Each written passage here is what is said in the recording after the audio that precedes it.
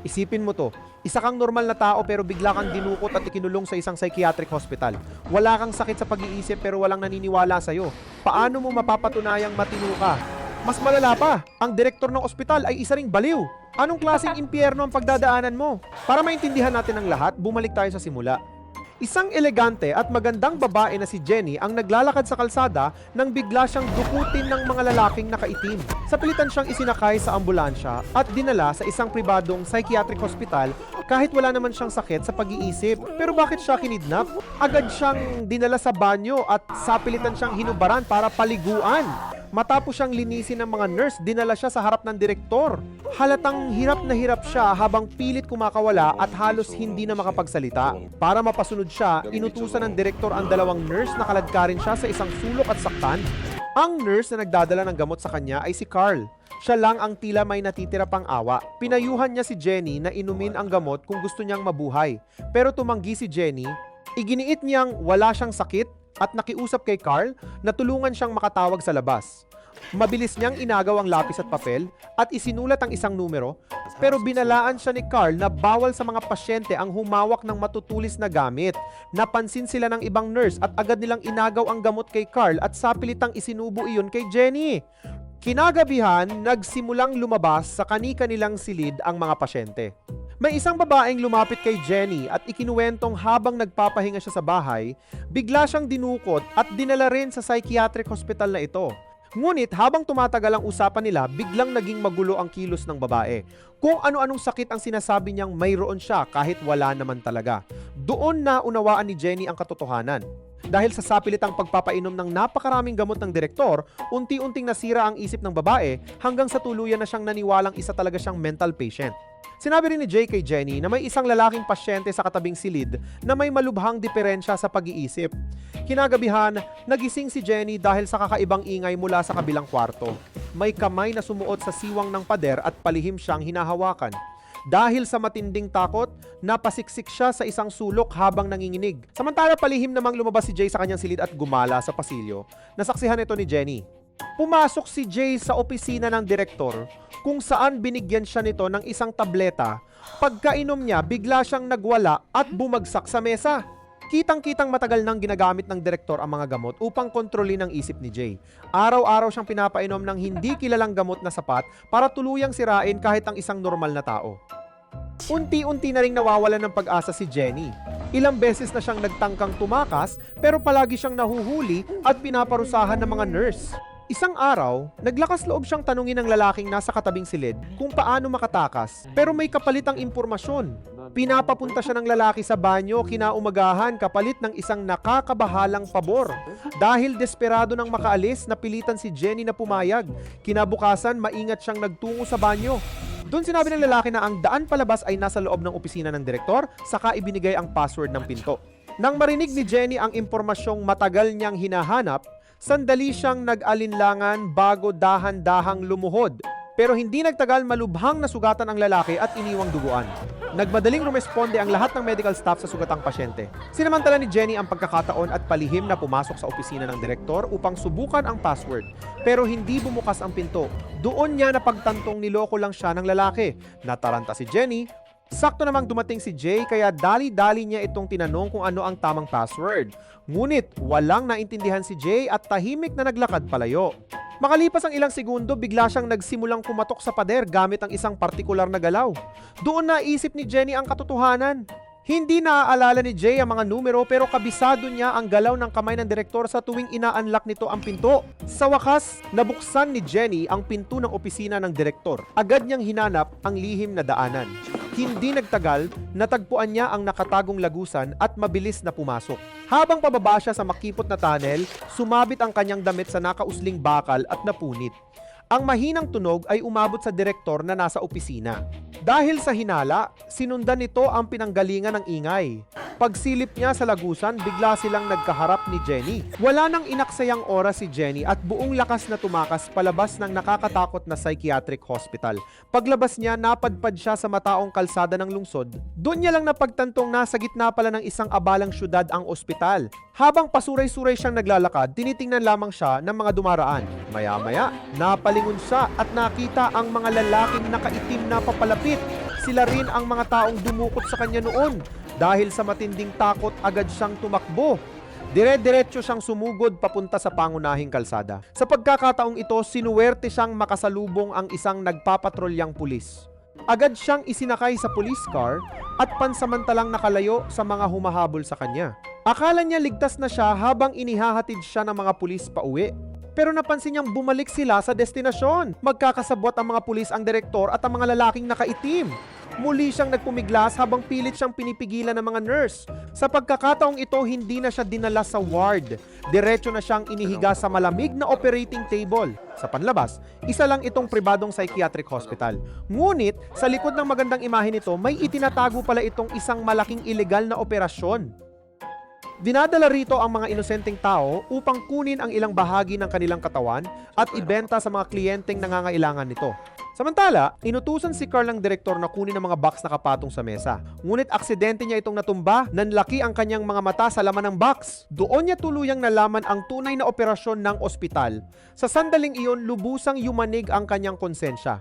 Palihim na pumunta si Carl sa archive room. Doon niya nakita ang emergency contact na minsang isinulat ni Jenny.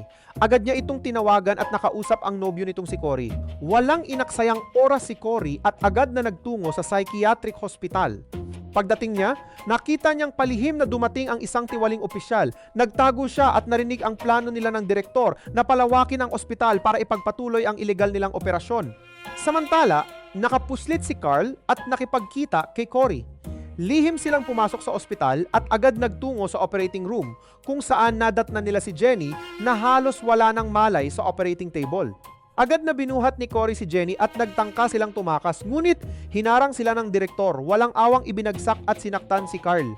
Galit namang hinarap ni Cory ang direktor, ngunit hindi niya alam ang tunay na bangungot na naghihintay sa loob ng ospital. Maya-maya, sapilitan siyang itinali sa operating table. Habang inihahanda ng direktor ang gagawin sa kanya, malamig nitong dinampot ang chainsaw. Ilang sandali lang ang lumipas, umalingaw-ngaw ang sigaw ni Cory sa buong ospital. Biglang tumunog ang emergency alarm mula sa labas. Agad na lumabas ang direktor upang alamin ang nangyayari. Doon niya nakita si Jay na takot na tumatakbo palabas ng opisina. Lumabas na sinamantala ni Jay ang kaguluhan upang sunugin ang opisina ng direktor. Mabilis na kumalat ang apoy hanggang lamunin ang buong psychiatric hospital. Habang naglalakad si Jay malapit sa operating room, tinuruan siya ni Jenny kung paano kalasin ang mga tali nito. Matagumpay niya itong nagawa. Pagkalaya ni Jenny, agad niyang pinakawalan sina Carl at Cory. Magkakasama silang nagtulungang makatakas sa naglalagablab na ospital. Ngunit habang tumatakas, napulot ni Carl ang master access card na nahulog ng direktor. Paglingon niya, nakita niya ang mga pasyenteng nakakulong pa rin sa kani-kanilang silid at walang magawang humingi ng tulong. Hindi kinaya ng kanyang konsensya, kaya muli siyang tumakbo pabalik sa gitna ng apoy upang iligtas ang mga natitirang pasyente. Samantala nagpatuloy sa pagtakas sina Jenny at Cory. Pero biglang sumulpot ang direktor mula sa naglalagablab na gusali at kinaladkad si Cory pabalik sa loob. Napahinto si Jenny sa matinding pagkabigla. Tuluyan nang nilamon ng apoy si Cory kasama ang lahat ng lihim at kasamaan na itinago ng ospital. Makalipas ang ilang panahon, misteryosong natagpo ang patay sa kanyang bahay ang tiwaling opisyal na nagpoprotekta sa operasyon. Dahil si Jenny lang ang nakaligtas sa sunog, siya ang itinuring na pangunahing suspek sa buong insidente. Dahil dito, inilagay siya sa isang saradong psychiatric facility habang hinihintay ang paglilitis. Hindi nagtagal, isang mamamahayag na nagngangalang John ang dumating upang eksklusibong makapanayam si Jenny. Kamakailan lang ay nakatanggap siya ng isang sulat kamay na notebook mula sa isang hindi kilalang tagapagpadala. Nakasulat doon ang buong karanasang pinagdaanan ni Jenny sa loob ng psychiatric hospital. Matapos itong mabasa, naniwala si John na kapag nakuha niya ang panig ni Jenny, magiging malaking balita ang kaso. Pero mariing tumanggi si Jenny na magbigay ng anumang panayam. Bago umalis, iniwan ni John ang kanyang calling card sakaling magbago ang isip nito. Pagkatapos, nagtungo siya kasama ang kanyang production team sa nasunog na psychiatric hospital upang kunan ng preview ang lugar. Habang nagfi-film, may napansin silang isang kahina-hinalang tao. Dahil sa kakaibang itsura nito, kinabahan ang buong crew. Sinundan ni John ang mga bakas na iniwan ng misteryosong lalaki hanggang sa isang hagdanan. Doon niya natagpuan ang isang lalaking malubhang sugatan na balot ng benda ang ulo. Dahil sa awa agad niya itong dinala sa ospital upang magpagamot. Ayon sa doktor, natukoy na siya pala si Carl, ang mabait na nurse mula sa psychiatric hospital. Mas lalo itong nagpagulo sa isip ni John. Kung nakaligtas si Carl sa sunog, paano siya napunta sa lugar na iyon? Dahil dito, sinimulan niyang imbestigahan ang buong insidente. Hinanap niya sa internet ang lahat ng ulat tungkol sa sunog sa ospital. Doon niya natuklasang ang tiwaling opisyal na namatay ay walang iba kundi ang stepfather ni Jenny. Lalong naging kahina-hinala ang lahat. Katatakas lang ni Jenny sa ospital at ilang sandali lang ang lumipas ay misteryosong namatay ang kanyang stepfather. Doon naniwala si John na may mas malalim pang katotohanang nakatago sa likod ng buong kaso. Para makuha ang eksklusibong panayam kay Jenny, gumawa siya ng isang pekeng balita. Pinagpanggap niyang si Carl ang nakaligtas na testigo at pinagamit ang isa sa kanyang staff. Upang hindi mahalata, tinakpan nila ang mukha nito at inedit ang video na parang totoong news preview, gaya ng inaasahan na panood ni Jenny ang balitang iyon sa psychiatric facility. Ang totoo, ginawa lang yun ni John para makakuha ng atensyon, mas mataas na ratings at mas maraming manonood, nagtagumpay ang plano. Matapos maipalabas ang balita, pumayag na rin si Jenny sa isang eksklusibong one-on-one interview. Isa-isang inilatag ni John ang lahat ng impormasyong natuklasan niya. Ayon sa kanyang investigasyon, matagal nang ginagamit ng stepfather ni Jenny ang psychiatric hospital upang kontrolin ang distribusyon ng mga psychiatric medication at kumita ng ilegal. At hindi aksidente ang pagkakakulong ni Jenny. Isa pala itong planong ginawa upang makontrol ni stepfather niya ang buong kayamanan ng kanyang ina. Kapag naideklarang may sakit sa pag-iisip si Jenny at tuluyang naipasok sa institusyon, legal na mapupunta sa kanya ang lahat ng ari-arian, habang nagtatanong palihim na pinatay ni John ang recorder, sinabi niyang hindi na kailangang pag-usapan ni Jenny ang tungkol sa umano'y pagkamatay ng kanyang stepfather, sapat nang kumpirmahin nito ang katiwalian sa ospital at ang pagkakasangkot ng opisyal. Dagdag pa niya maaaring makatulong ang panayam na ito upang gumaan ang magiging kaso niya. Pagkatapos nito, muli niyang binuksan ang recorder, pero nanatiling tahimik si Jenny. Dahil sa pagkadismaya, lalo siyang pinilit ni John na magsalita, kaya pinapaamin niya si Jenny na siya ang pumatay sa kanyang stepfather para maghiganti dahil inaabuso siya nito. Sa pagkakataong iyon, tuluyan nang bumigay si Jenny. Inamin niyang totoo ang pang-aabuso ng kanyang stepfather. Ginamit din ito ang mga psychiatric medication upang unti-unting sirain at kontrolin ang kanyang ina, pero itinanggi niyang siya ang pumatay rito. Ayon kay Jenny, matapos siyang makatakas sa ospital, palihim niyang sinundan ang kanyang stepfather pauwi. Pagdating niya sa bahay, may narinig siyang putok ng baril mula sa loob. Nang pumasok siya, nakahandusay ito, siguro dahil sa takot na malaman na siya ang mastermind. Matapos makalap ni John ang lahat ng matitibay na ebidensya, inilabas niya ang kanyang investigative report. Inilantad nito ang ilegal na operasyon ng psychiatric hospital at ang pagkakasangkot ng ilang tiwaling opisyal. Mabilis na kumalat ang balita at nagdulot ng matinding galit sa buong bansa. Dinagsa ng mga tao ang korte dahil para sa karamihan, si Jenny ang tunay na biktima ng lahat ng nangyari. Sa huli, idineklarang wala siyang kasalanan at tuluyang pinalaya. Sa araw ng kanyang paglaya, naghihintay si John sa labas. Hindi malinaw kung dahil ba ito sa konsensya o bilang pasasalamat sa kuwentong nagdala sa kanya ng kasikatan. Siya na rin ang naghatid kay Jenny pa uwi. Ngunit bago siya bumaba ng sasakyan, may sinabi itong kakaiba. Sa ospital na iyon, kahit ballpen ay itinuturing na mapanganib, hindi nila kailanman hahayaang magkaroon nito ang mga pasyente. Naiwang palaisipan kay John ang mga salitang yon. Pagdating sa bahay, mag-isang pumasok si Jenny. Habang nagpapalit ng damit, tumambad ang malalalim na peklat sa kanyang likod. Napansin din ang isang lumang litrato niya kasama ang kanyang tunay na ama. Nakapagtataka dahil halos magkapareho ang mukha nito at ng nobyong si Cory. Bigla namang may naalala si John. Maraming taon na ang nakalipas, may isang batang babae na nagngangalang Jenny ang tumawag sa kanilang TV station upang humingi ng tulong sa paghahanap sa nawawala nitong ina. Pero binaliwala lang niya iyon noon. Doon nagsimulang magdugtong-dugtong ang lahat ng piraso ng misteryo. Ang unang ipinasok sa psychiatric hospital ay hindi pala si Jenny, kundi ang kanyang ina. At ang taong kusang pumasok sa ospital para iligtas siya ay si Jenny mismo. Mas nakakagulat pa, hindi talaga nag-e-exist si Cory. Isa lang pala siyang kathang-isip na nilikha ng isip ni Jenny habang unti-unti siyang nilalamon ng matinding trauma.